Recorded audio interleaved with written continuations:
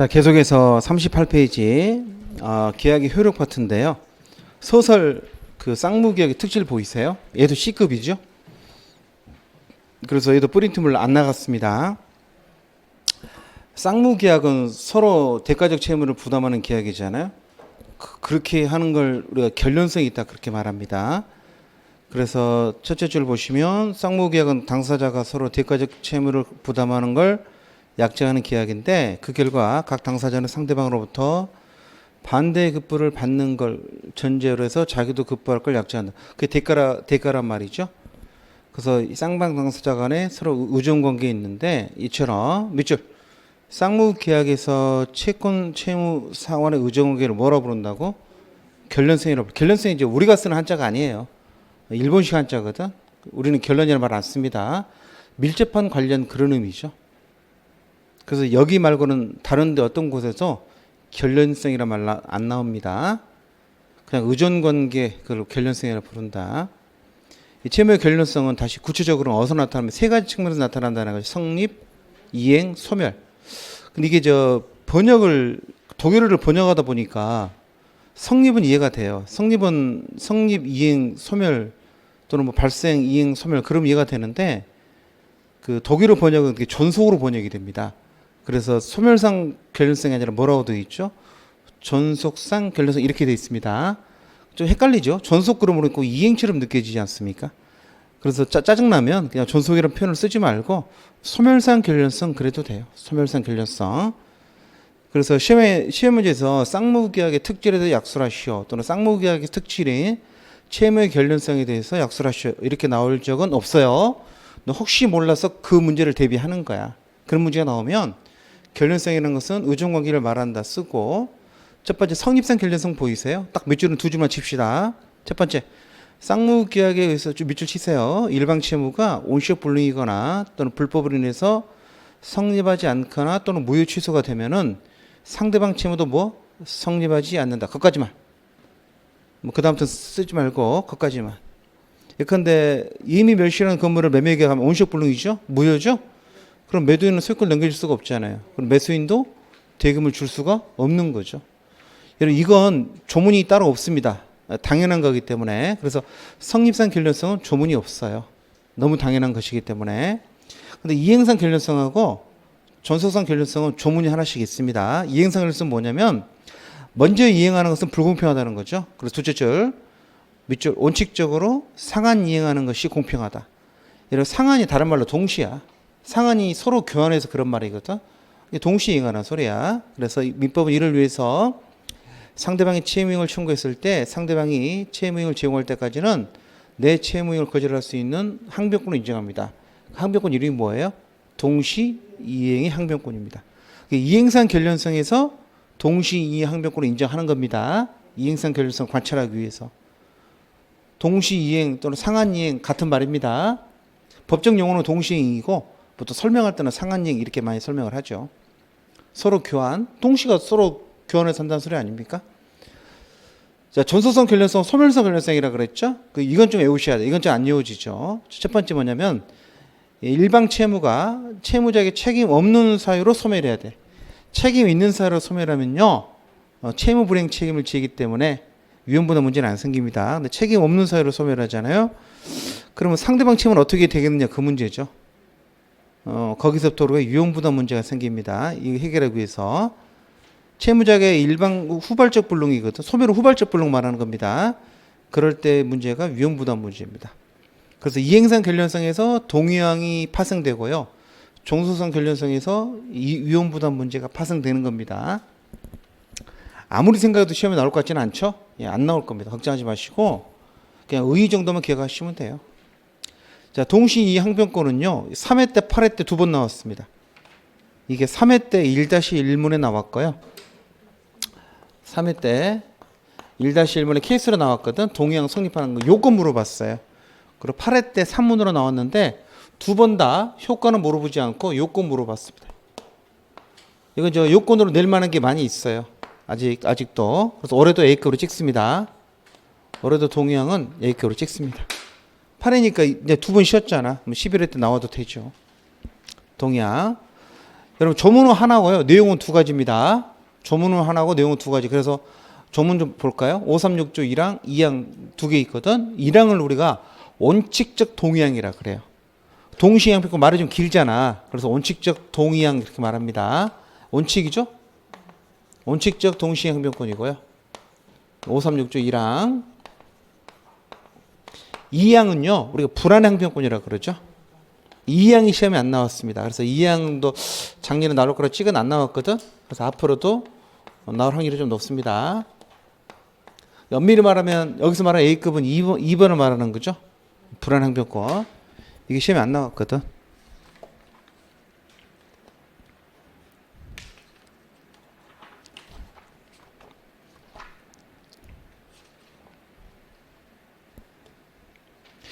프린트으로 보시면 이게 15페이지, 16페이지에 동시항변권의 요건하고 효과를 써놨거든.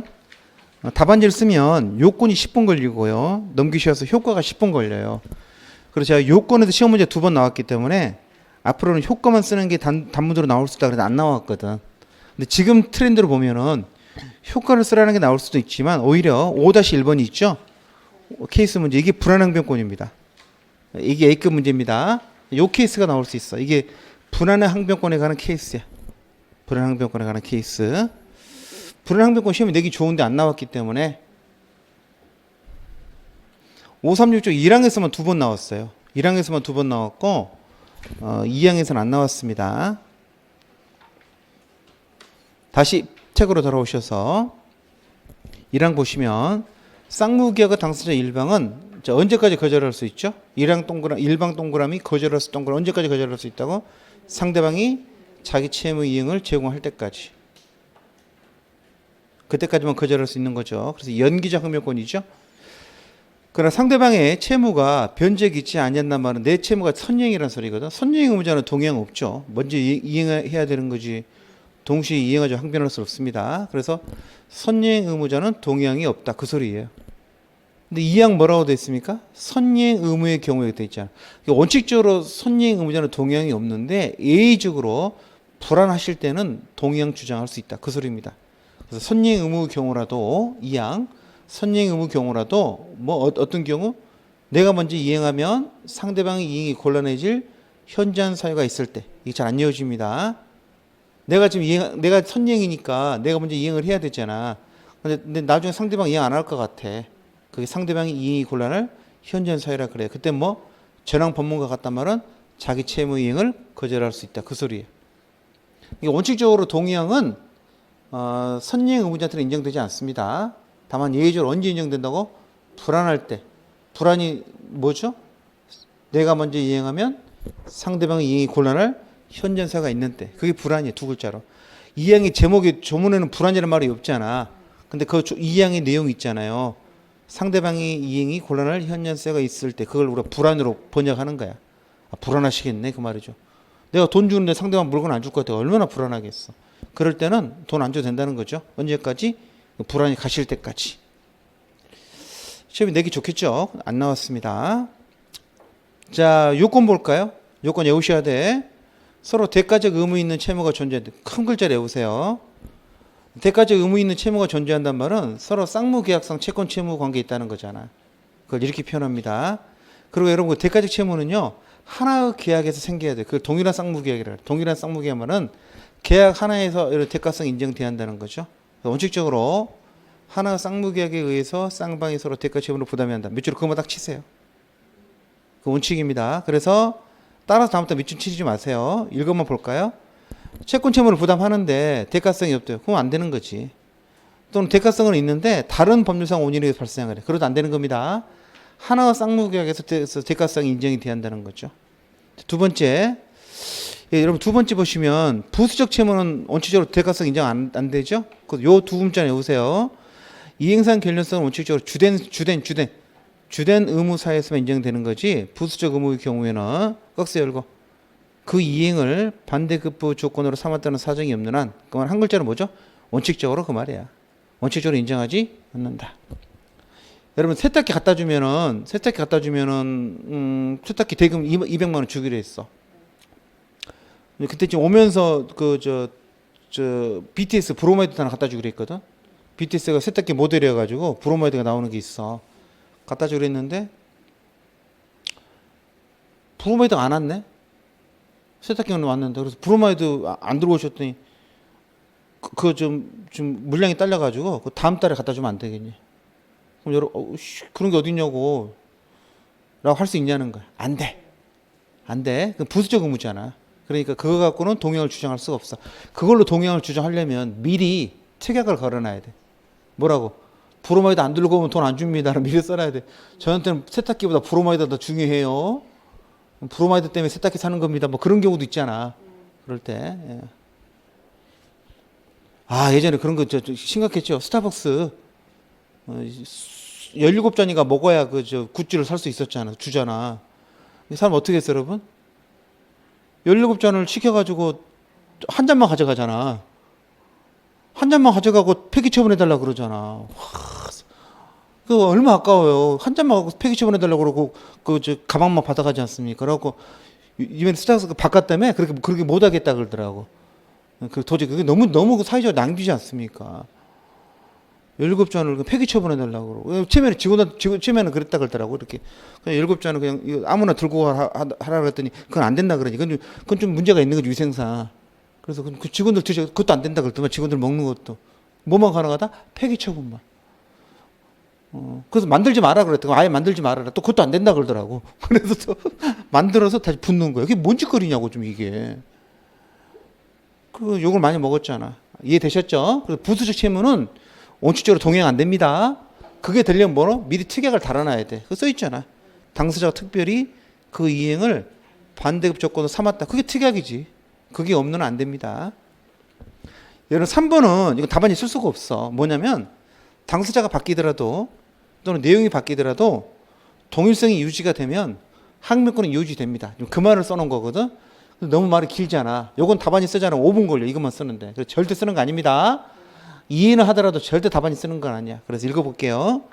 동행이 인정되는 것은 쌍무계약을 체결한 당사자 사이에 한하는 건 아니다. 객관식 지문이 잘 나오죠. 사람이 바뀌잖아, 도중에. 그래서 채권 양도나 채무 인수나 상속이나 포괄 유증으로 당사자가 바뀌더라도, 여러분 이 네 가지 특징이 뭔지 아세요? 바뀌더라도 동일성이 사라지지 않는 걸로 봐. 그래서 동일성이 유지되니까 항변권은 뭐 한다? 전속합니다. 요 네 가지 특징이 뭐냐면 동일성이 사라지지 않는 걸로 보는 겁니다. 그래서 항변권은 전속하는 거죠. 그런데 바뀌는 게 있어요. 볼게요.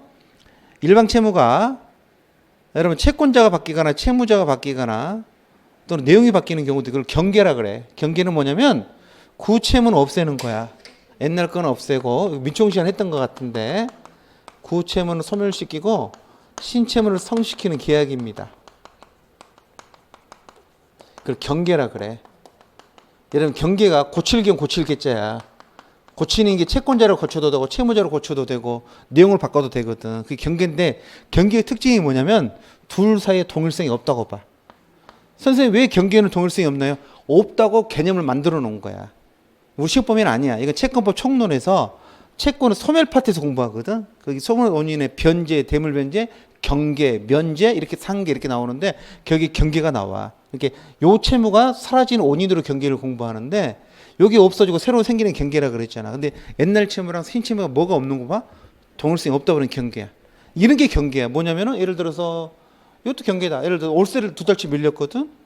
근데 집주인이 그런 거야. 그 2달치를 내가 빌려준 걸 할게. 그러면 월세 채무가 뭘로 바뀐 거야? 소비자 채무로 바뀐 거잖아. 그런 게 경계인데 옛날 월세 채무하고 소비자 채무에서 동일성이 없는 걸로 본다니까. 동일성이 깨지잖아. 항변권은 사라져.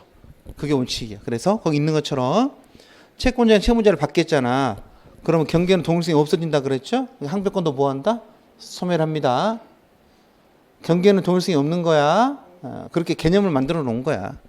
내용 바뀌는 것도 마찬가지죠. 여러분 읽어볼게요. 이거 중요한 내용인데 첫째 줄 채무자가 고의가실로 인해서 이행불능이 되잖아.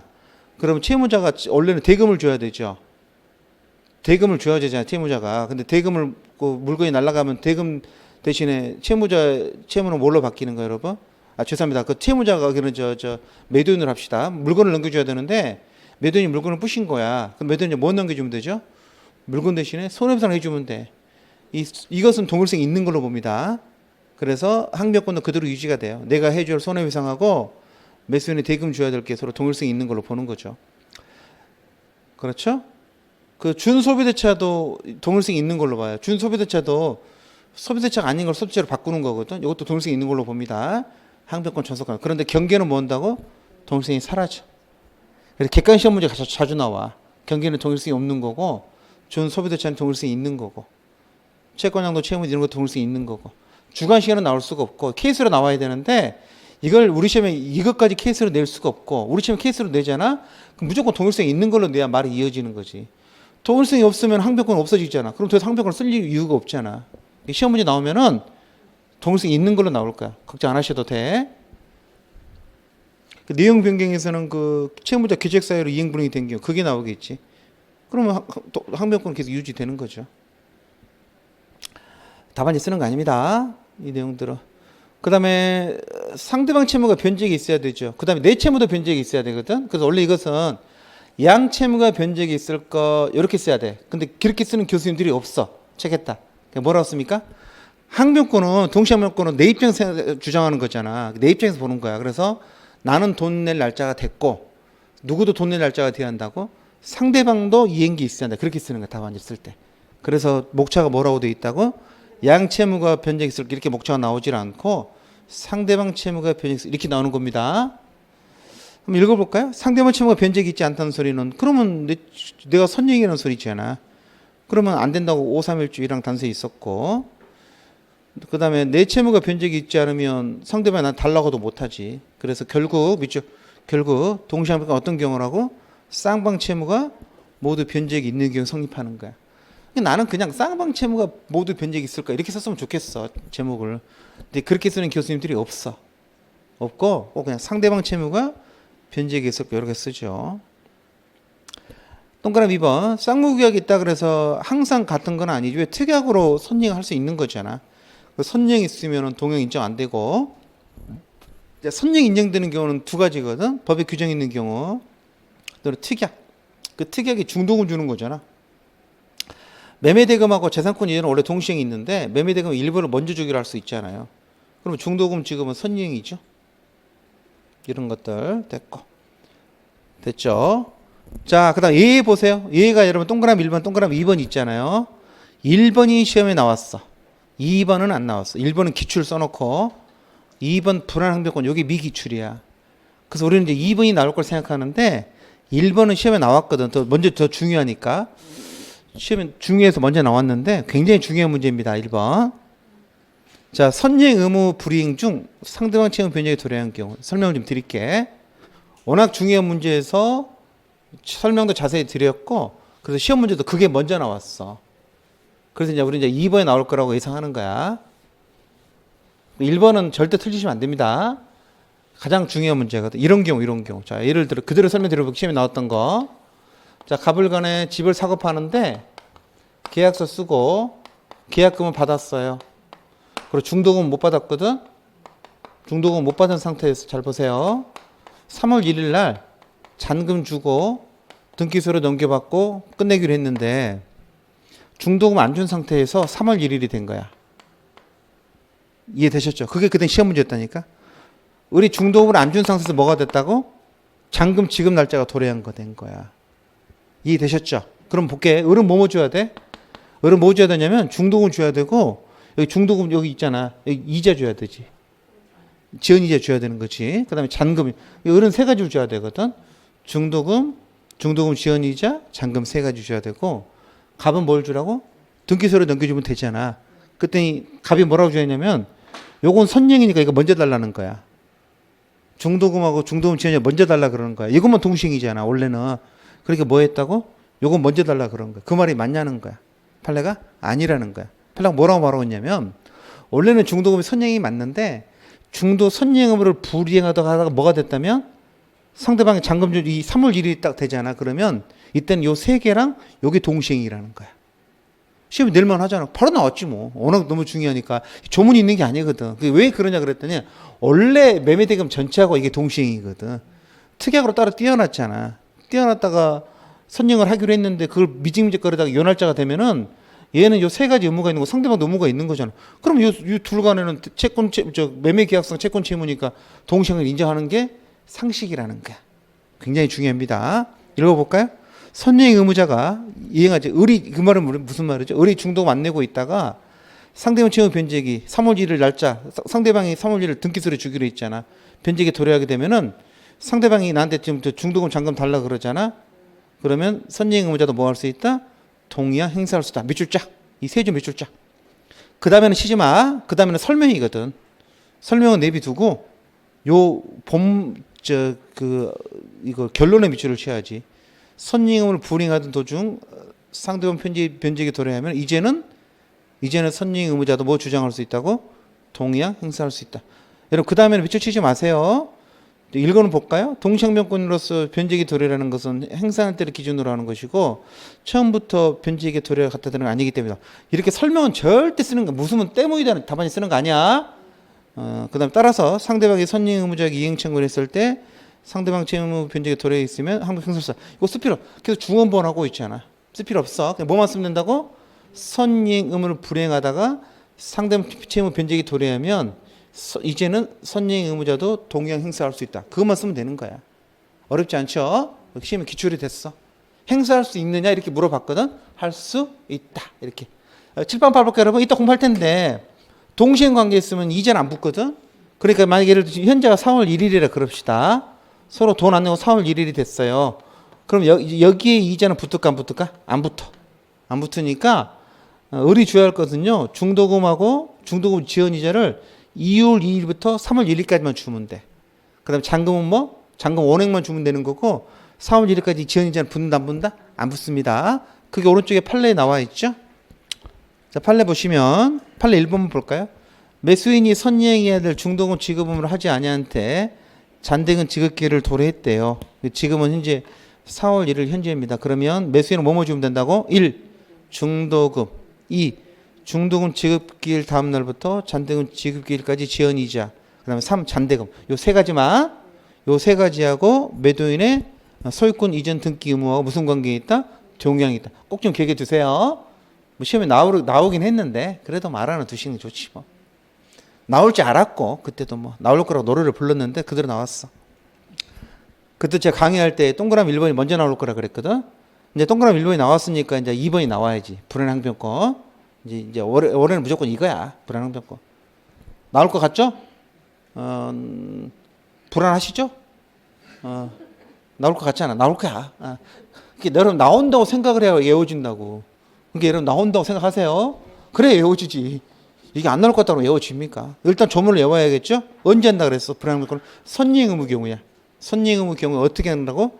거기는 책에는 그런 말 없잖아. 내가 먼저 이행하면 나는 그 말을 꼭 집어넣을 수 있습니다. 선이행 의무 경우에 선이행 의무자가 먼저 이행하게 되면 상대방 이행이 곤란할 현전세가 있을 때에는 전항 법무가 같단 말은 불안이 가실 때까지 자기 채무 이행을 거절했다. 그 소리야. 그 사유가 뭔지 나와 있냐면 여러분 니은에 나와 있어요. 니은에. 이러한 경우란 선이행 의무를 지게 된 채권자가 계약 성립 후 나와 있죠. 신용불안 또는 재산 상태 악화 이 두 가지 외우셔야 돼.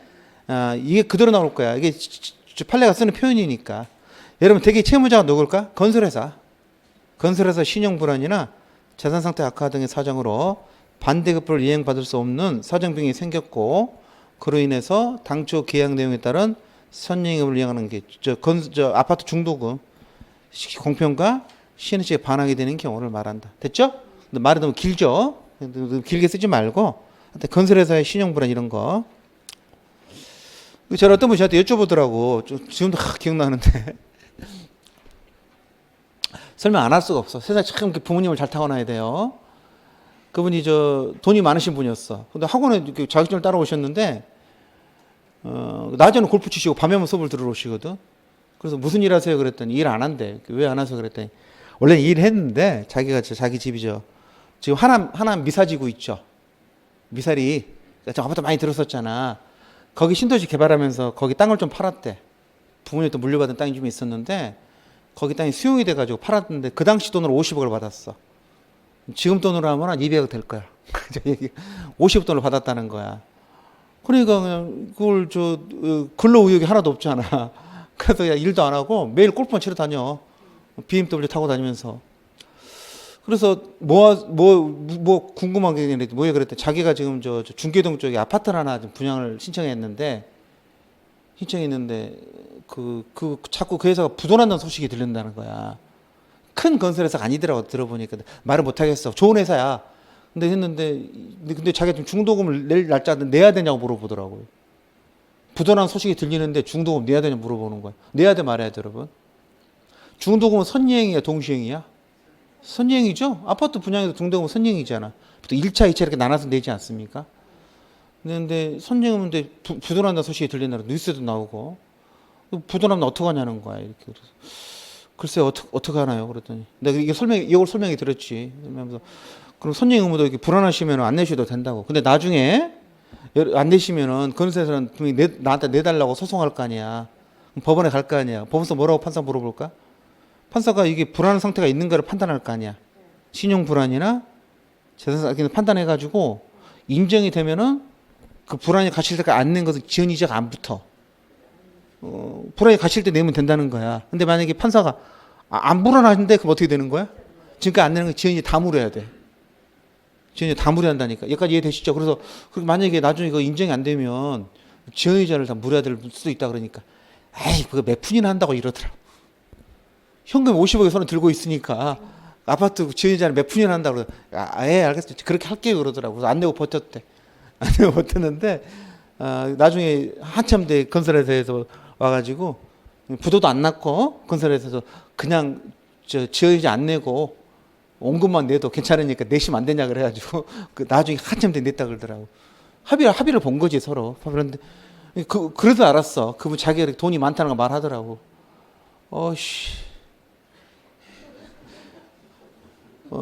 그때부터 제가 불안하기 시작했습니다. 이게 야 그걸 어떻게 고향이 거기였대. 고향이었는데 그래서 산이 좀 있었다는 거예요. 이렇게 조그맣게 땅이 좀 있었다 그러더라고. 야 씨. 속이 너무 안 좋았습니다. 배가 너무 아팠어. 살살 아프더라고. 잘 알아두세요. 그때 써먹는 겁니다. 인정이 안 되면은 지연이자 물어야 돼. 인정이 되면은 이건 정당한 이유가 있는 거니까 지연이자 안 물어도 됩니다. 주긴 줘야지. 나중에 주긴 줘야 되는데 지연이자는 묻지 않는다는 거야. 손해배상을 할 필요 없다는 겁니다. 자, 판례 2번 볼게요. 그게 판례 2번 그거잖아요, 이게. 이 판례가. 읽어볼게요. 아파트 수분양자의 중도금 지급 의무는 아파트를 분양한 건설회사가 수분양자를 아파트에 입주시켜야 될까 보다 무슨 의무야? 당연히 선이행이죠? 우리는 선분양 후 입주잖아. 이건 당연히 중도금 선이행이야. 지금 제가 예를 든 그거야. 건설회사 신용 불안이나 재산세 약화 등은 잘 보세요, 여러분. 지금 우리가 공부한 게 뭐야? 536조 2항이죠? 그래서 536조 2항에서 말하는 건설회사의 의무 이행이 곤란할 현재에서 있는 때 해당한다. 그 다음에 여러분 여기 나중에 매매에 가시면 588조가 있어. 588조 뭐냐면 대금 지급 거절권이라는 조문이야. 뭐냐면 이거 똑같아. 불안하면 뭐 할 수 있어요? 대금 지급을 거절할 수 있는 권리가 있어. 남바가 몇 조라기는? 588조거든. 내용은 비슷해. 이건 어떤 경우냐면은 내가 지금 살 매매 목적물에서 누가 권리를 주장하는 그런 경우를 말하는 건데 우리 판례가 좀 이런 게 있어. 이게 지금 우리는 몇 조 공부하고 있어요, 여러분? 지금 우리가 536조 2항 공부하고 있잖아. 그러면 판사들이 이게 536조 2항의 이건지를 정확하게 말을 해줘야 되거든. 근데 판례는 뭐라 그러냐면은 되게 양쪽 다 걸릴 것 같잖아. 둘 다 해당한다 그래, 둘 다. 그래서 판례가 이 같은 경우 뭐라 그랬습니까? 536조 2항도 되고 뭐도 된다고 588조도 된다는 거야. 근데 지금 우리는 몇 조 공부하고 있어? 536조 2항 공부하잖아. 588조는 무시하세요. 무시하고 앞에 것만 읽어 그냥. 그래서 536조 2항에 건설회사 현장 이행이 곤란한 현장에 해당하고 쭉 내려오세요. 아파트 수분양자는 건설회사가 뭐 할 때까지 음영을 제공할 때 이것은 여러분 536조 2항에서 해당될 때 그렇게 쓰는 거고 뒤에 매수할 위험이 염려가 없어질 때는 588조에 나오는 조문이야. 막 두 개를 다 쓰고 있는 거라니까 막 섞어가지고 우리는 앞에 것만 보세요. 제가 조금 전에 불안이 가실 때까지 거절을 쓰다 그랬잖아. 언제 불안이 가실까? 상대방이 나한테 물건 넘겨주면 불안이 가시겠지 뭐. 가장 심각하게 보면 그게 이행을 제공할 때까지잖아. 그때까지 자기 채무 이행을 뭐 할 수 있다? 거절할 수 있다. 색깔 바꾸셔가지고 수분양자는 이런 거절 권능의 존재 자체로 인해서 뭐가 안 생긴다고? 이행, 지체책이 안 생기기 때문에 중도금 안 주더라도 뭐를 물지 않는다? 연체이자를 묻지 않는다. 이해되셨죠? 제가 좀 전에 설명드린 그 미사리 그 아저씨 사건과 똑같은 거야. 기억하세요. 그래가지고 여러분 그 당시에 그 몇 년 전에도 저기 지금 어디야? 그 파주 운정지구 있잖아. 그 최근에 안 가봐서 모르겠는데 갔다 오신 분들이 그 원래 저 예전에 여러분 그쪽 개발되기 전에는 밤에 그 도로가 통일로거든. 통일로야. 구파발에서 쭉 올라가는 도로 통일로인데 자유로 말고 통일로라는 동네인데 이쪽이 통일로고 이쪽이 자유로 그 사이가 지금 운정지 올라가잖아. 원래 이제 그 서울 구파발 가면 그 통일로를 따라가다 그쪽으로 가게 되거든. 이쪽으로 파주 쪽으로. 밤에 가면 불빛도 없었어. 불빛도 굉장히 어두웠다고. 불도 많이 안 켜져 있었다니까. 근데 그 허허벌벌 전부 다 아파트로 뒤엎어버렸잖아. 그 넓은 데를 다 빈 공간이 있었고 건너편에 저쪽 불빛 보이는 데가 일산이었다고. 그래서 딱 보면 아 저가 일산이구나. 그럼 여기 다 개발 안 돼 있었거든. 근데 거기도 아파트를 엄청나게 지었잖아. 근데 그때 들어간 아파트가 우리나라 큰 건설회사들이 아니었어. 2군 건설회사 들어갔단 말이야. 중소업들이. 그러니까 브랜딩이 좀 약했거든. 이게 부도난다고 소문이 엄청나게 돌았다고. 그래서 그 당시 그쪽에서 한 200건 정도가 사람들이 중도금 잔금을 안 냈어. 중도금 안 내고 버텼어. 못 내겠다고. 무슨 말인지 아세요? 결론 어떻게 난지 아세요? 다 졌어. 판사가 안 불안한데 그래가지고 다 졌다니까. 그 TV 뉴스에 나왔어. 그래가지고 변호사들이 중간에 그 농간에 빠진 것 같다 그래가지고 변호사들이 자꾸 이렇게 분양자들 부추겨가지고 피분양자들 중도금 내지 말라고 막 그렇게 부추겼는데 실제로 다 졌다니까. 판사가 안 불안하다 그래가지고 이거 하나도 인정 안 했습니다. 실제로도 하나도 부도 안 났어. 그 회사들. 완벽하게 다 분양까지 마쳤죠. 예. 그때 그 아파트 똥값이었는데 분양도 제대로 안 되고 지금 엄청 올랐죠. 예. 교통도 좋아지고. 근데 저처럼 그 동네 옛날에 아는 사람들은 못 사. 그거 얼마나 옛날에 그 허벌판이고 얼마도 추웠는데 집도 없어서 온도도 한 2, 3도 더 낮아. 그쪽 가면은 막 춥고 그랬거든. 배도 고프고 춥고 그래가지고 으시시하고 눈에 보이는 게 군인들만 보이고 그랬는데 그러면 우리는 그런 아파트 못 사지. 그런 동네를 아니까. 차라리 모르는 사람들은 사지. 예. 외부인들은 산다고. 근데 그 사는 사람도 못 삽니다. 옛날에 그 동네를 알기 때문에 야이씨 거기를 사냐 막 그러는데 지금은 완전히 달라졌죠. 공원도 크게 짓고 막 그래가지고 GTX 종점이죠. 그러니까 완전히 달라질 거야. 상점 벽해가 될 겁니다. 알아두세요. 여기 나올 겁니다.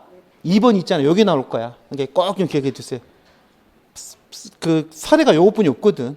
아파트 그 선 분양하고 중도금 건설에다 부도난다는 소식 들리고 요거 그럼 쓰시면 돼. 넘기세요. 근데 여러분 이제 만약에 올해는 이제 불황벽가 나올 것 같거든. 제 예상으로는. 근데 그걸 넘어가잖아. 그럼 나올 게 두 개 더 있어. 양가로 3번을 보시면 반가로 1번이 있죠. 왼쪽에. 그다음 오른쪽에 반가로 2번 봐봐. 요 두 개도 예상 문제야. 옆에다 예상 써놓으세요. 반가로 1번에도 예상, 반가로 2번에도 예상. 이해되셨죠? 불안한 상병권 다음으로 나올 게 요건데 실제로 중요하긴 한데 우리 시험에 나오기는 좀 어려워 내용이. 첫 번째는 왼쪽 1번 볼게. 거기는 키워드가 뭐냐면 일부 이행 동그라미 쳐볼래요? 일부 이행. 일부 이행이 포인트야. 불안지 이행은 충분히 치지 말고 같은 표현이니까 일부 이행. 자, 이런 일 한번 들어볼게요. 교수님 책에 나온 예거든. 자, 갑이라는 사람이 있고 내가 가게를 새로 열었어요. 이 사람 뭐냐면 에어컨 업자야. 에어컨 업자 뭐라 그러지 그런 사람들 보고? 이렇게 냉동 이렇게 에어컨만 전문으로 취급하는 가게들이 있잖아. 중고. 여러분 장사하는 사람들은 새 에어컨 안 사잖아. 중고로 사는데 그래서 어떻게 하기로 했냐면은 에어컨 두 대에다가 200만 원 이렇게 사기로 했어, 여러분. 에어컨 두 대 200만 원 이렇게 해가지고 내가 며칠 날 11월 3일 날 예를 들어서 설치하기로 약정을 했었거든.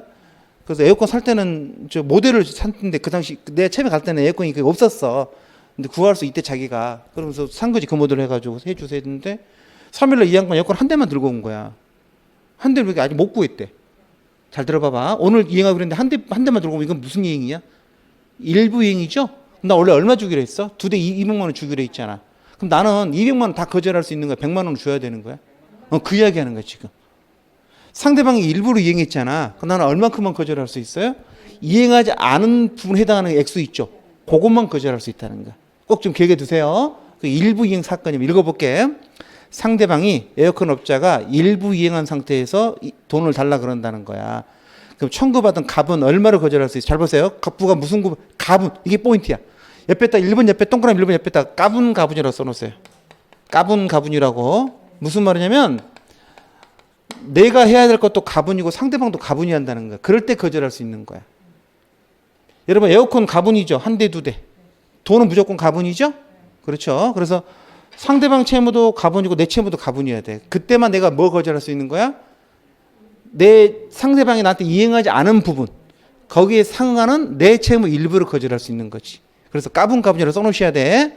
그리고 시험 문제는 여러분 이걸 시험에 내면은 가분을 내야지 여러분이 답안지를 쓸 수가 있어. 그러니까 걱정 안 하셔도 되는데 일단 판단할 수 있는 근거를 놔야 되니까 가분 써놔야 돼. 이때 자 그다음 보세요 여러분. 또 어려운 말.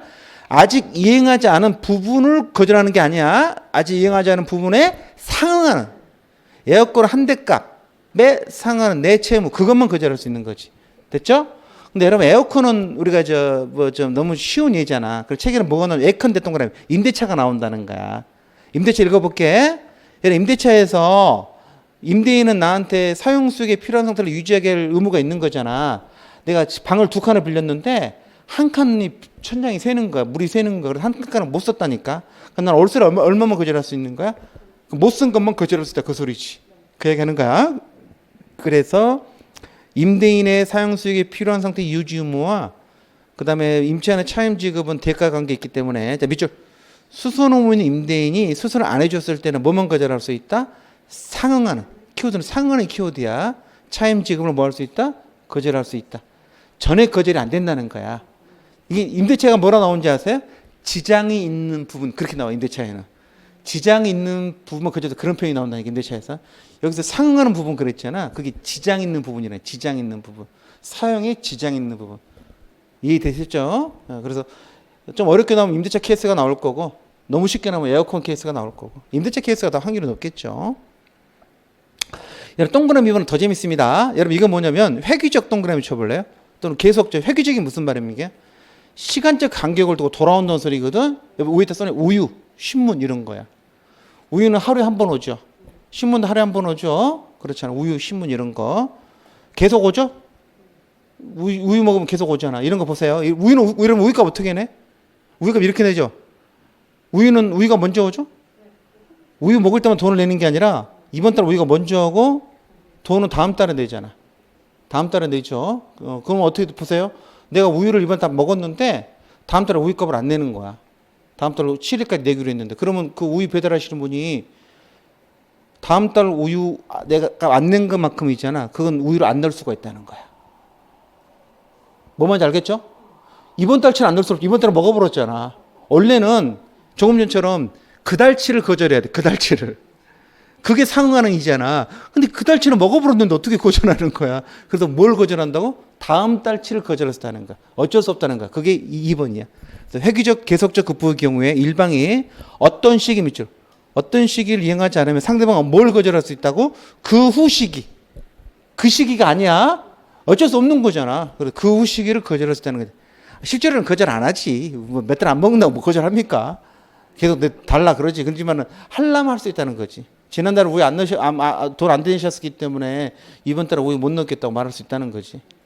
그걸 획기적 급부라 그래요. 그 판례 세 번째 있는 판례가 그겁니다.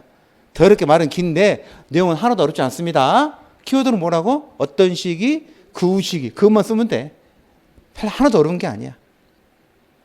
자, 내비둘게요. 자, 오른쪽에 반가리번은 진짜 어렵습니다. 오른쪽에 반가리번 예상 문제라 그랬잖아. 진짜 어려운 문제야. 자, 첫 번째 뭐냐면 채무 내용의 조춘 이행적으로 한 경우 그랬잖아. 자, 보세요. 자, 다시 1번 볼게. 상대방이 우리 예를 들어볼게. 요거 케이스. 계약서 쓰고 계약금 받았고요. 중도금도 냈어요. 아무 문제 없죠. 그리고 3월 1일이 됐거든. 3월 1일이 됐는데 상대방이 잔금서를 들고 왔어. 잔금 들고 와가지고 중개사무실을 만났거든. 그 잔금을 이렇게 예를 들어 잔금을 수표 한 장짜리 만들어 주는 거야 나한테. 주는데 거기다 대놓고 네가 잔금 줄 때까지는 등기소를 안 준다고 떠들 수 있냐는 거야. 어떻게 될까? 내가 잔금을 이게 이행제공 이거야. 이게 넘겨주면 이행이라 그러고 이렇게 하는 걸 이행 제공이라고 말하는 거거든. 그럼 상대방이 저 잔금 드릴게요 라고 등기소를 주는데 거기다 대놓고 네가 잔금을 줄 때까지는 나는 등기소를 못 준다 떠들 수 있냐는 거야. 나한테는 동향이 있다 그러면 그럼 상대방한테 수표로 맞습니다. 여기 있다 새끼 이렇게 아니야 여기 있다고. 그래서 첫 번째 이 경우는 원칙적으로 동의하고 뭐 한다? 소멸한다. 이게 원칙이야. 근데 잘 들어봐. 이제 그 다음에 벌어지는 거야. 여기까지는 상식이잖아. 상당히 돈을 들고 왔으면 나도 등기소를 줘야지. 여기가 상식인데 이제 문제는 걔가 등기소를 안 들고 옮겨. 나는 매수인은 돈을 들고 왔는데 매도인이 등기소를 안 들고 왔다니까. 매도인이 그런 아이고 어떡하냐 등기소를 안 들어. 왜 그때 학원 수업이 있어가지고 학원 갔다 오니라고 하더니 등기소리는 집에 있는데 아직 손 하나도 안 띄어가지고 내가 내일 모레 갖다 주면 안 되냐는 거 이렇게 말할 수 있잖아. 잘 들어봐봐. 매도인이 서류를 안 들고 왔을 때 매수인은 그러면 돈 주고 갈까 그냥 갈까? 예를 들어 매수인이라 그러면 서류도 안 받았는데 돈을 줘요? 내가 빙신입니까? 이해되잖아. 그 중개사 분의 입장에서 뭐 화를 낼까? 그런 게 어딨냐고. 동시행인데 서류 들고 오셔야죠. 그러니까 매도인 지가 더 화를 내. 안 돼. 그러면 안 낼 거냐고. 준다고. 주는데 나 학원 갔다 와서 그런다니까. 지금 학원 갔다 와서 내가 왜 자꾸 사람을 말해 나쁜 사람 만들려고 그러면 내가 돈 안 주냐고. 준다고. 근데 너 서류 들고 와서 먼저 서류 주면은 내가 수요일까지 돈 갖다 놓을게. 김 사장한테 약속할게. 내가 갖다 놓을게. 그럼 매수인이 뭐라 한다고? 그럼 저 매도인 말씀을 제가 인격을 믿고 드립니다. 그래. 수요일날 보자 그래? 안 주지. 수요일날 보자 그러지. 그래서 그냥 일어난 거야. 이제 기분 나쁘게. 자, 수요일이 됐어. 수요일에 매도인 등기소를 들고 안 들고 와 이제? 들고 와야지. 들고 와. 근데 매수인이 돈을 안 들고 이번에. 매수인 왜 안 들고 와? 매수인 이렇게 말하. 잘 들어. 매수인 이 말이 포인트인 거야. 매수인이 뭐라 그러냐면 매도인이 이제 등기소를 주니까 매도인이 등기소를 돈을 안 주는 거야. 왜 안 줘야 돼? 지난번에 월요일날 내가 등기소를 돈 들고 왔어. 네가 등기소를 안 들고 왔잖아. 그래 너는 동의항을 상실했다는 거야. 내가 돈 들고 올 때 너 등기소를 안 들고 왔으니까 너는 동의항을 상실했으니까 동의항 안 해도 된다는 거야. 그러니까 먼저 등기소를 달라는 거야. 돈을 금요일에 갖다 주겠대. 그렇게 말할 수 있냐는 거야. 판례가 안 된다 그랬어. 판례가 이렇게 말했어. 매도인은 처음에 등기소를 안 들고 왔을 때 매도인은 두 가지 지체에 빠져. 자기가 등기소를 안 들고 온 것은 이행 지체. 돈 안 받은 건 수령 지체이거든. 그래서 이 지체에 빠진 한 번 빠졌잖아. 그렇다 하더라도 항변권을 소멸하지 않는다 그랬어. 그래서 어떻게 되냐면 매수인이 돈을 들고 왔다가 돈을 거둬들이고 집으로 돌아가잖아. 그럼 항변권 다시 쑥 되살아나. 그럼 수요일 현재 항변권 양쪽 다 살아있는 거야. 양쪽 다. 다시 주장할 수 있어. 이게 포인트야. 그래서 읽어보시면 원칙적으로는 돈을 들고 오게 되면 항변권은 사라지는데 그러나 잘 보세요. 상대방 매수인이 돈을 들고 왔음에도 불구하고 뭐 돈을 못 받아가지고 자 나왔죠? 수령 지체에 빠진 매도인. 거기서 빨간 박스 쳐놔. 이 지체에 빠진 이 사람이 항변권이 있냐 없냐는 거 있어 없어? 있어. 여전히 갖고 있는 거 이 사람은 나중에 수요일날 상대방의 매수인이 돈 안 들고 와가지고 나한테 등기소를 달라 그러면 빨간펜 여전히 뭐 할 수 있다고? 동의항 행사할 수 있다. 자 키워드만 빨간 춤 이거야. 수령 지지에 한 번이라만 집어넣는 거야. 한 번 수령 지지에 빠진 일방 당사자라도 여전히 동의항 행사할 수 있다. 이게 결론이야. 그게 공평하다는 거야. 판례 입장에서 볼 때. 그 이유는 나와있죠. 즉 이행지가 개수되지 않나. 무슨 말이냐면 매수인이 이렇게 하고 있잖아. 매수인이 계속 돈을 주고 이렇게 있는 거야. 그럼 어떻게 되는가? 그러면 나한테 상변권이 없는 거지. 그게 아니라면 과거에 한 번 이행지용 있었다 할지라도 지금은 이행지용을 거둬들였잖아. 그럼 항변권 사라진다 안 사라진다? 안 사라진다. 엄청나게 중요해요. 이게 조문의 판례거든. 너무나 중요해. 다 무시하고 여러분 뭐라고? 한 번 지체에 빠진 당사자라도 여전히 항변권 행사할 수 있다. 그것만 딱 기억하죠. 시험에 어떻게 나오는지 알겠죠? 분명히 그렇게 나올 거야. 분명히 그렇게 나올 거야. 매수인이 뭐 들고 왔다고? 돈을 들고 왔다고. 매도인이 등기소를 안 들고 왔다고. 매도인 항변권 사라지냐 그렇게 물어볼 거로. 그 거꾸로는 안 물어봐 지금까지. 항상 그렇게 물어봐. 돈 들고 왔는데 등기소를 안 들고 왔다 이런 식으로. 굉장히 중요합니다. 변호 시험 문제는요. 요게 단골 문제야. 요걸 이제 오른쪽에 있는 요걸 맨날 물어봐. 변호사 시험에서는. 불합리하고 이런 거 안 물어봐. 아무도 안 틀리기 때문에 안 물어보고 맨날 요거 물어봅니다. 주는데 안 받았다는 거 뭐 어떻게 되냐 물어본다. 안 사라진다니까. 여전히 항명권은 살아 있는 거야. 효과 이행 거절하는 거죠. 자기 시험이 그래서 이행 거절 항명권입니다. 동양은 이행 거절은 여러분 항명권 도대체 미죠. 항명권은 여러분 어떻게 하는지 아세요? 항명권은 먼저 행사하는 권리가 아니라 죄송합니다. 상대방이 청구권 행사 그때 내 행사하는 거거든. 상대방이 달라 그럴 때 하는 거지. 그 전에 항변하는 거잖아. 그래서 두째죠. 항변했을 때 효력이 인정이 되는 거야. 그래서 칠판 복귀 보세요. 내가 중도금을 안 냈거든. 잔금을 안 냈거든. 왜 안 냈어, 여러분? 상대방이 등기소를 안 주니까 나 잔금 안 낸 거야. 쉽게 등기소리도 안 들어오고 자꾸 잔금을 달래. 바빠서 등기소를 못 띄웠대. 그럼 잔금도 못 받는 거지. 그래서 안 줬더니 소송을 제기한 거. 잔금 달라고. 계약서 첨부해가지고. 민사소송 안 나가면 지는 거거든. 재판에 나갔지. 판사가 나한테 물어보는 거야. 왜 잔금 안 주니? 그럼 여러분 뭐라고 말씀하셔야 돼요? 거기다가 등기소를 못 받아서 잔금을 안 줬습니다. 이렇게 말을 해야 돼. 말을 딱 하면 앞에 있는 법원 사무관이 거기다 뭐라고 쓴다고? 피고, 동시 이행 항변권, 온용 이렇게 쓴다니까. 행사했다고. 무슨 말인지 알겠죠? 그래야 내 주장이 받아들여지는 거야, 판사가. 근데 판사가 생각할 때 알아. 제가 등기소를 안 줘서 잔금 안 주고 아는데 그 말을 안 하는 거야. 피고, 왜 잔금 안 줬어? 그때 판사가. 내가 잔금을 안 준 이유는요, 하늘이 알고 땅이 합니다. 저는 법 없이도 사는 사람. 근데 왜 안 줬냐고요? 왜 자꾸 물어보십니까? 다 아는 이야기를. 말씀을 하셔야 된다니까? 항변권은 항사를 하셔야 돼. 이해되셨죠? 그 이야기 하는 거야. 그래서 행사, 주장 안 하시면 어떻게 된다고? 상대방 그대로 인용이 된다니까. 주장 안 하시면 항변권은 없는 거야. 그래서 만약에, 그 다음에 볼게. 행사하면 어떻게 될까? 행사하면 어떻게 될까, 여러분? 2번. 행사하면 어떻게 될 것 같아요, 여러분? 자, 이렇게 된다 그랬잖아. 내가 행사를 하잖아. 증기소를 못 받아서 잔금 안 주는 건데 그럼 앞에 쓴다니까, 법원 사무관이. 피고 동시한벽 온용 쓴다니까. 그럼 판사 썼어요. 썼다 그러잖아. 그럼 원래 어떻게 되냐면 원고 패소가 나와야 돼. 원고가 돈 달라는 거에 대해서 피고 입장에서는 그 막을 수 있는 정당 사유가 있는 거잖아. 그럼 원고 패소가 나와야 한다니까. 그러면 어떻게, 원고 패소면 어떻게 하냐. 원고가 그 다음에는요, 돈을 등기소를 주고 또 돈 달라고 소송한다고. 그래서 판결은 그렇게 나오는 게 어디 이렇게 나와. 원고, 피고, 잘 들어. 피고, 등기소를 받고 돈 줘. 이렇게 말해. 그러면 돈 줘만 보면 원고가 이긴 거잖아. 원고가 돈 달라 그랬고 돈 줘. 이렇게 판결 그 끝에만 보면 원고가 이긴 거야. 근데 원고가 돈 받으려면 뭐 줘야 됩니까? 등기소를 줘야 되잖아. 그건 피고가 이긴 거야. 그래서 이걸 원고 일부 승소 판결이라 그래. 그래서 읽어보시면 동시항명권을 재판 생사했을 때에는 법원은 뭐가 한다고? 원고 이행과 상한으로 이행하라 이렇게 말한다니까. 등기소를 받고 돈 줘라 이렇게 말하거든. 그걸 상한 급부 판결. 받고 주라는 거야. 받고 등기소를 받고 주. 급부 판결 그러는 가로 하나 재밌죠? 성격이 뭐라고? 원고 일부 승소 판결이야. 그래야 재판이 한 번에 끝나거든. 잘 들어봐봐. 그러면 이제 원고가 돈을 받으려면 등기소를 줘야 되잖아. 등기소를 언제까지 줘야 될까? 그 다음 나와 있죠? 집행문 부여 요건이 아니라, 여러분 이제 판결문을 받잖아. 판결문을 들고 밑에 담당 재판부마다 그 해당 부서가 있거든. 찾아가면 거기다 뭘 찍어냐면 집행할 수 있습니다. 도장을 찍어줘. 그걸 집행문 부여라 그러는데 그때까지는 그 사람들 안 물어봐. 등기소를 줬냐고. 언제 물어본다고? 마지막에 집행 개시할 때 물어봐. 뭔 말인지 알겠죠? 그래서 집행문 부여 요건이 무슨 요건이라고? 집행 개시 요건입니다. 이게 민사 집행법 이야기인데도 굉장히 중요한 이야기라 민법에도 나옵니다. 이게. 그럼 원고는 언제까지만 등기소를 주면 된다는 거야? 집행 개시할 때까지만 주면 된다는 거야. 집행 개시하러 나갈 때 집행관이 물어봐. 잔금 못 받아서 잔금 그 집행 개시하러 물어본다니까. 근데 등기소를 줬어요? 그때 물어본다니까. 언제 물어본다고? 집행 개시할 때 물어봅니다. 예.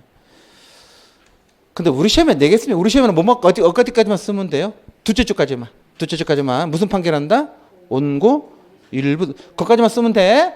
제 프린트도 거기까지만 써 있어. 그 다음에 자꾸 물어보긴 하는데 우리가 답안지 쓸 만큼 여유가 있질 않아. 여러분 프린트 좀 볼까요? 제 프린트 나눠드리면 이게 16페이지 써 있거든. 16페이지 보시면 효과만 보실래요? 효과만 따로 떼서 내는데 지금 우리가 행사 효과 보고 있거든.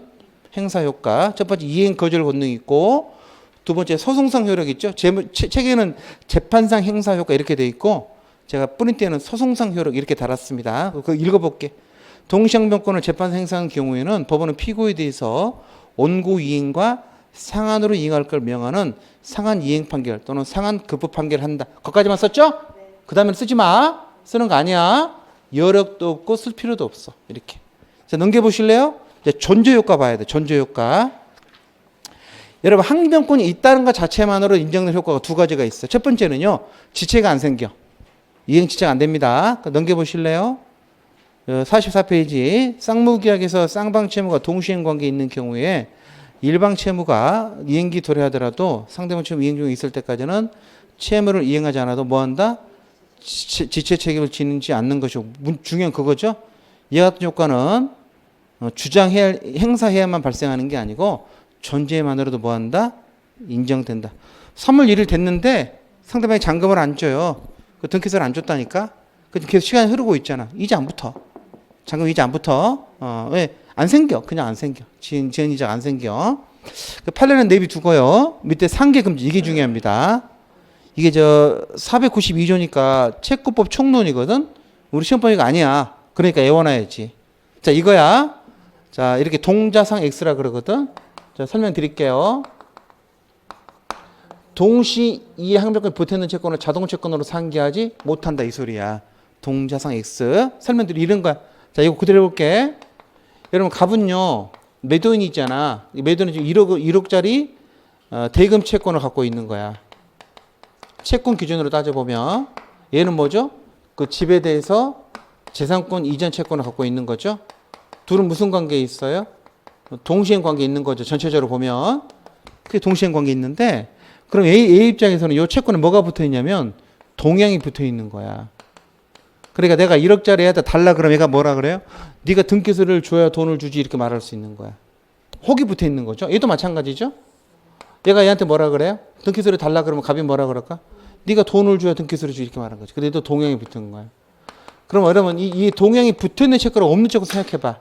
이게 없다 그러면 그냥 단순하게 청구할 수 있다는 소리인데 상대방이 항변을 못 한다는 소리잖아. 그럼 이게 있으면 상대방 항변한다 소리니까 이게 붙어 있다 그러면 이 채권 입장에서 이게 좋은 거야, 나쁜 거야? 나쁜 거지. 이 동양은 채권 입장에서는 혹이야, 혹.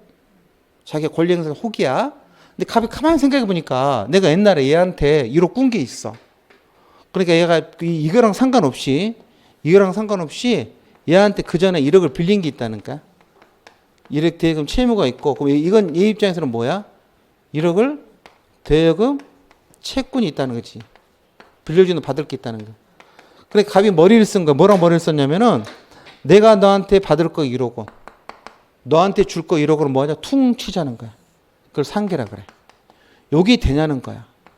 원래 상계는 뭐냐면 상호 계산의 줄임말이거든.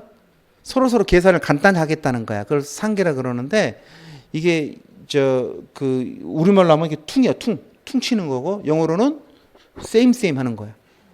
그게 상계야. 받을 거 줄 거 있으면 주고받지 말고 그냥 주고받은 걸 하자 그거야. 계산이 왔다 갔다 하는 거야. 상호. 그래서 상계라 그러는데 상계는 누가 하냐면 기본적으로 채무자 하는 거야. 기본적으로. 그러면 이 채무자가 이걸 얘가 하는 거잖아. 됐죠? 그 채무자가 가지는 채권을 우리가 자동채권이라. 이게 자동채권이지. 상계자가 가지는 채권을 자동채권이라 그래. 상계자가 지는 채권을 우리가 뭐라 그래? 수동채권이라 그래. 잘 보세요, 여러분. 근데 자동채권에 뭐가 붙어 있어요, 여러분? 동양이 붙어 있죠? 자, 읽어볼게. 동시항변권이 붙어 있는 무슨 채권? 자동채권으로는 상계할 수 있다, 없다? 못한다는 거야. 왜 못하냐면 잘 보세요. 이게 상계가 인정이 되면 이게 다 없어진다는 소리거든. 그럼 얘는요 등기소를 안 주고 돈 1억 원을 받은 꼴이 돼버려. 그렇잖아. 요게 둘 다 없어져 버리면 얘 입장에서는 자기 받을 돈 1억 원, 줄 돈 1억 원 사라졌잖아. 그럼 결론 어떻게 된 거야? 등기소를 안 주고 돈 1억 원을 받은 꼴이 된다니까. 그럼 누구한테 불려? 얘한테 불려야지. 얘는 아무런 자기 잘못도 없이 항변권 행사할 수 있는 길을 잃게 되잖아. 그래서 법에서 안 된다는 거야. 뭐가 안 된다고? 동양이 붙어있는 채권을 자동채권으로 상계하는 거 안 된다는 거야. 그걸 인정하는데 누구를 해치기 때문에? 얘를 해치기 때문에. 이해되셨죠? 자, 읽어볼게. 뭐라고 써있어요? 동시 이행 항변권이 있는 채권은 이를 자동채권으로 뭐하지 못한다? 상기하지 못한다. 이를 허용하게 되면 상대방은 이유 없이 항변권을 잃기 때문이다. 이렇게 됐죠? 여러분 저 이것도 마찬가지야. 이를 허용하면 상대방은 이유 없이 항변권을 잃게 돼. 이 말은 쓸 필요가 없어. 이해를 위한 말이니까. 그냥 뭐라고 쓰면 된다고? 동자상 X 그러면. 근데 이게 솔직히 여러분 잘 이해가 안 되나 보더라고. 답안 쓰면 꼭 이렇게 쓰는 사람이 있어. 동시 이행 함유가 붙어있는 채권은 자동 채권 상금 이렇게 써야 되잖아. 근데 꼭 자자를 빼먹어. 빼먹고 동시 이행 항변권 채권은 항변권은 상계부터 쓰는다. 그러면 안 되는 거야. 자자가 들어가야 돼. 그래서 동상 X가 아니라 동자상 X라니까. 자, 이해 안 되더라도 여러분 쓰세요. 동자상 X라고.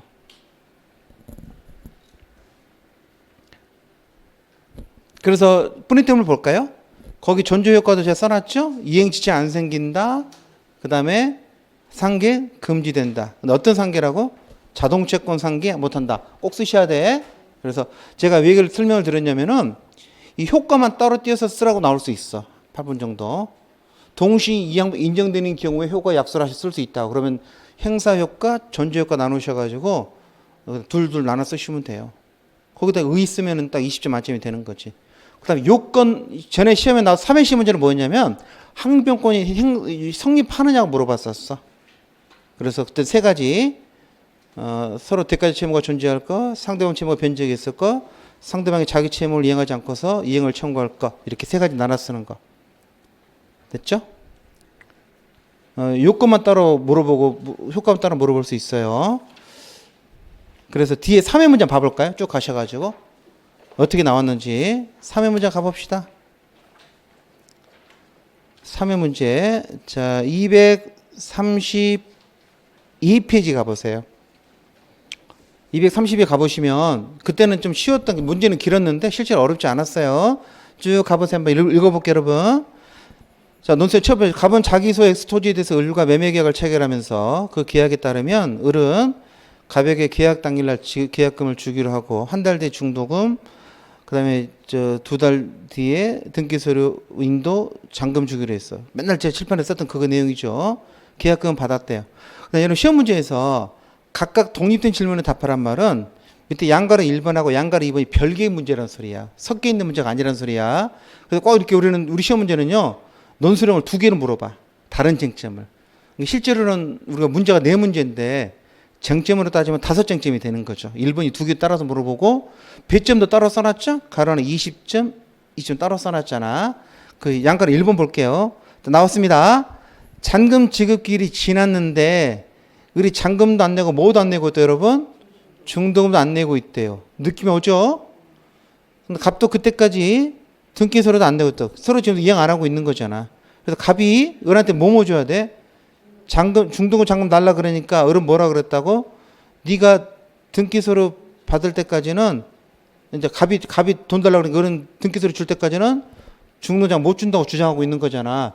근데 재밌죠? 원래 다른 시험 같으면은 갑을 가는 관계에 대해서 설명이 그렇게 나왔을 거야. 우리 시험 얼마나 친절한지 아세요?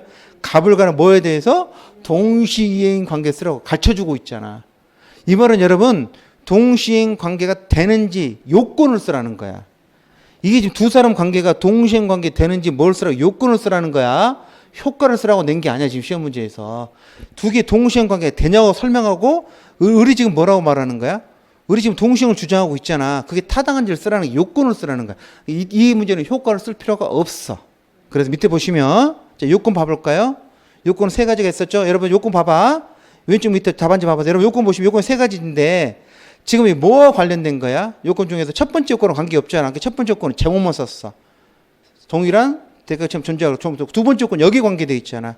상대방처럼 변적이 있을 거 여기 있었죠. 여기 어디에 관계되어 있는 거죠? 선이행 의무 불이행 중 중도금 안 내고 있다 지금 잔금 날짜 도래한 그거 케이스잖아. 그래서 그 이 동그라미 이 양가로 2번에 동그라미 요게 관련된 거야. 그래서 그것만 쓴 거야 요건을. 그리고 해당 없는 거 1번 3번은요 제목만 쓴 거야. 지금 거기 보시면 책이 그렇게 돼 있죠? 그렇게 돼 있잖아. 답안지가 1번하고 3번은 제목만 썼고 2번만 자세하게 썼잖아.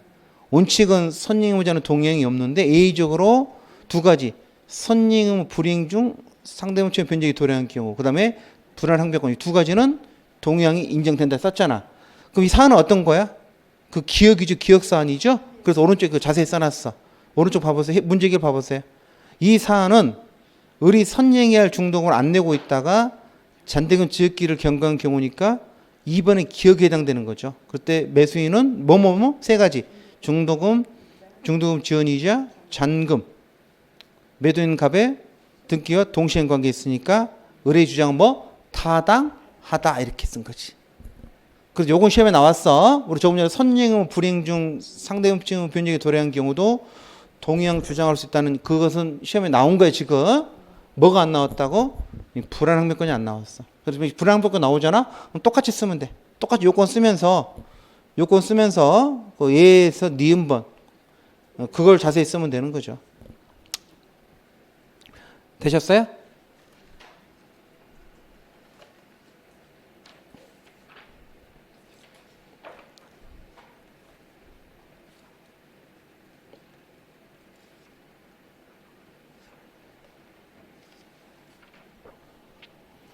그래서 이 불황변권에 관한 동의항 문제는 시험에 나왔고, 그다음에 죄송합니다. 선행은 불이행하던 건 나왔고, 그다음에 동의항은 불황변권 안 나왔다 그랬잖아. 8회 때는 어떻게 나왔나 볼까요? 8회 때도 나왔거든 문제가. 8회 때는 단문으로 나왔습니다, 여러분. 자, 8회 때 시험 문제가 어디에 있냐면은 얘 260페이지에 있네요. 여기 요즘에 트렌드라니까 단문을 물어보는데 올해도 이랬잖아. 그냥 동의항을 쓰라 이렇게 내는 게 아니라 그 케이스처럼 문제를 만들어. 근데 이런 케이스에 날짜가 등장 안 하잖아. 이걸 우리가 준사령이라 그래. 준사령이 뭐냐면 사례를 빙자한 단문 문제라는 거야. 근데 이제 우리는 짜증나는 뭐냐면 그냥 단문을 쓰라 그러면 그 문제를 읽다가 시간을 낭비하지는 않는데 이렇게 쓰면 이거 읽는데 2분 간다니까 여러분이. 이게 올해 시험 문제 똑같은 스타일이잖아. 읽어볼게. 갑은 자기 소유 엑스토지를 을에게 팔면서 약정 기일에 잔금이 중도금 잔금이 모두 지급되면은 동시에 등기소를 넘겨주기로 했는데 잘 떠나왔죠? 을이 중도금 안 내고 있다가 잔금 지급기를 도래했대. 3회 때 문제랑 똑같은 거잖아. 중도금 미적거리다가 잔금 지급기를 도래. 그럼 3회 똑같은 거잖아. 선행은 불이행하다가 상대금 채무 변제기 도래. 이 경우에 갑이 등기소를 제공 없이 을한테 중도금 달라 그러니까 을이 뭐라 그래요? 동의항을 행사할 수 있는지 쓰라 그랬지. 이것도 뭐 쓰는 거야? 3회 때랑 똑같이 쓰는 거야. 동시 이항변권의 성립 요건 쓰는 거라고. 그래서 답안지도 봐봐. 답안지도 똑같아. 그 2번 봐보실래요? 똑같잖아. 1번도 제목만 썼고 2번 앞에 똑같이 썼죠. 제가 좀 3회 때 쓴 거랑. 똑같은 문제라니까? 똑같이 쓴 거야. 3번도 제목만 쓰고. 문제 해결도 똑같은 거야. 이해되셨죠? 3회 때, 8회 때 나왔던 두 문제가 전부 다가 선행 중도금 안 내다가 잔금 지길 때는 그 두 개만 물어봤다니까. 똑같이. 더 이상 나오진 않을 것 같은데 두 문제 똑같은 문제였어. 그래서 이런 스타일의 문제가 나올 겁니다. 그냥 동시항변권의 성립 요건을 쓰라고 내는 게 아니라 사례를 지어줄 거야. 여기다 불황변권으로 사례를 만들 수도 있겠죠. 또 쓰면 되는 거야. 불황변권에 관한 내용들. 됐습니다. 앞으로 돌아오세요. 좀 쉬었다가 계속하겠습니다.